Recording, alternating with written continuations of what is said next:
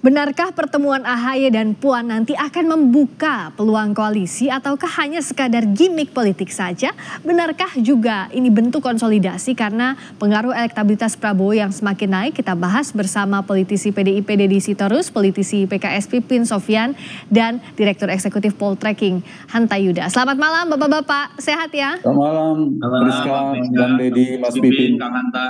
Kenapa ini jadi sorotan Mas Hanta? Karena kita tahu PDIP dan Demokrat ini ibarat tadi juga Bung Deddy bilang berada di sikap yang berbeda, kutub utara dan selatan begitu, tapi mencoba untuk bertemu seakan-akan ice breaking dari dinginnya hubungan kedua parpol. Bagaimana bisa menganalisis perubahan sikap PDIP ini?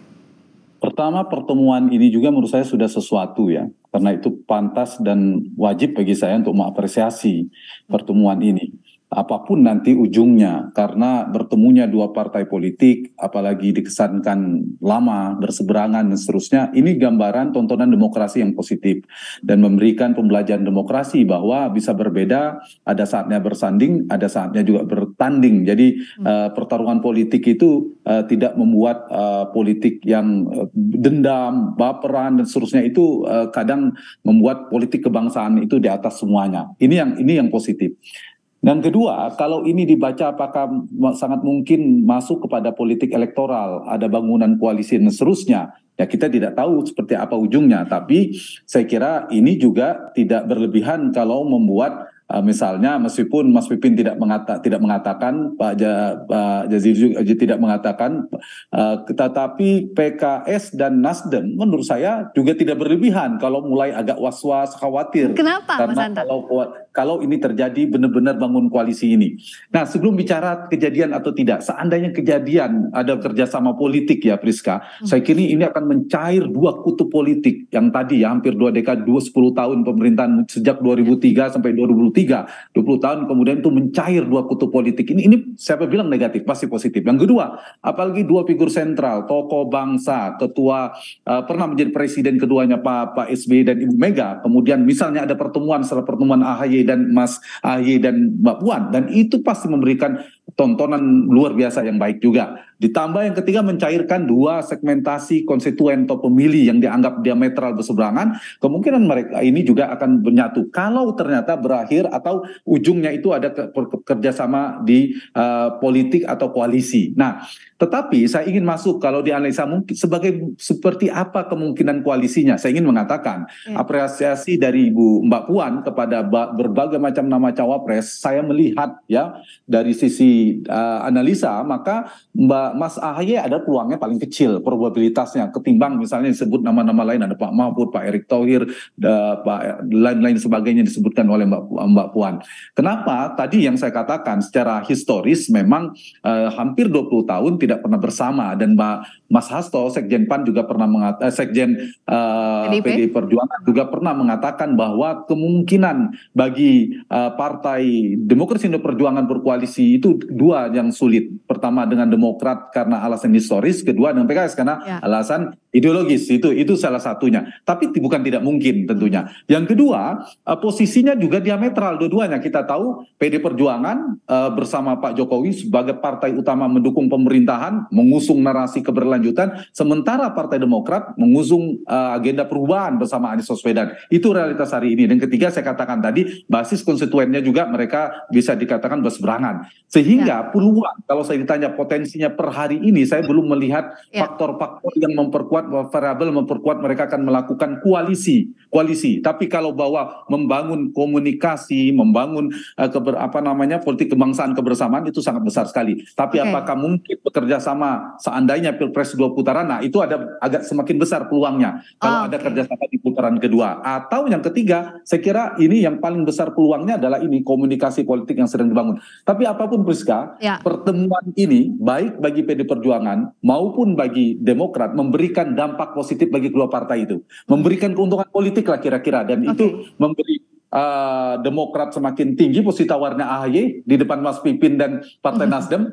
Karena saya di luar pun diperhitungkan oleh PD Perjuangan, maka kenapa di dalam nggak diperhitungkan jadi cawapres? Jadi ada dua kemungkinan. Kalau orang mengatakan ini bisa mengganggu soliditas koalisi perubahan, ya mungkin ya. Tapi bisa jadi menyulitkan, akan mempercepat deklarasi. Jadi kalau Mas AHY dideklarasikan jadi cawapresnya Mas Anies, maka Mas Ahy harus berterima kasih kepada PDI Perjuangan dan Mbak Puan yang mendorong itu. Kalau itu kejadian ya, itu yang saya kira meninggikan posisi tawar AHY. Kemudian tetapi di saat yang sama saya kira PDI Perjuangan juga bagus dalam publik. Kesan sebelumnya kaku, tidak ada komunikasi, sekarang semakin cair, membangun komunikasi ke jadi semua. sinyal positif Lebih untuk itu. Inklusif, ya, membangun ke semuanya. Sehingga saya kira banyak positifnya, banyak manfaat faedah politiknya daripada mudarat politiknya dari pertemuan dua partai ini. Kalau Mas Hanta lihatnya bagaimana dengan rencana pertemuan ini? Kan selalu semuanya ada dua sisi mata uang.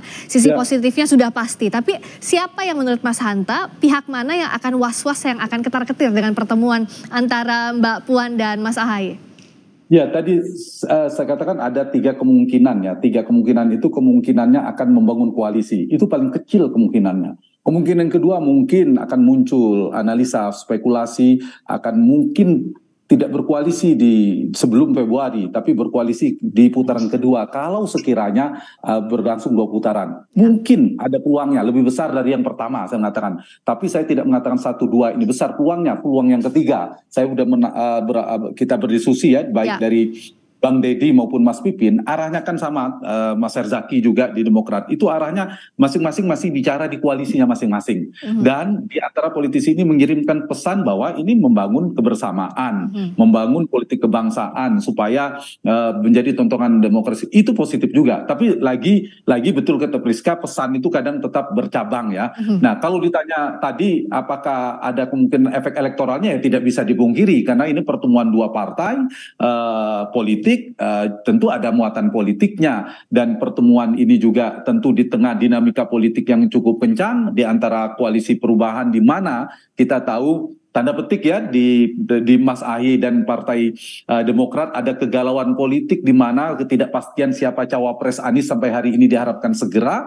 Bahkan ada statement salah satu politisinya harus segera diumumkan, kalau tidak Demokrat akan memikirkan opsi lain. Itu kan ada kalimatnya jelas sekali. Di satu sisi ada posisi seperti itu, di sisi yang lain kita tahu PDI Perjuangan dengan golden ticketnya tanpa berkoalisi dengan salah satu partai pun sebenarnya sudah bisa menentukan siapa cawapresnya. Sehingga ini klop kalau disambungkan, meskipun saya mengatakan kecil kemungkinan ya, karena PDI Perjuangan dan Ibu Mega punya komposisi, punya formulasi cawapres itu banyak racikannya, NUK, religius dan seterusnya lah, ada hal yang berbeda saya kira. Nah, karena itu kalau saya ingin menjawab pertanyaan Priska, ya gampang sekali kalau was-was. Wajar dong Mas Pipin juga mengantisipasi jangan sampai temannya Partai Demokrat pergi, karena 3 partai di dalam koalisi perubahan ini, PKS, Partai Demokrat dan Nasdem ini punya kekuatan yang relatif sama. Karena kekuatan politik yang sama, maka punya daya tawar politik yang sama. Kalau punya daya tawar politik yang sama, relatif punya daya tekan politik yang sama. Tapi hari ini dengan AHY, Mas AHY dan Demokrat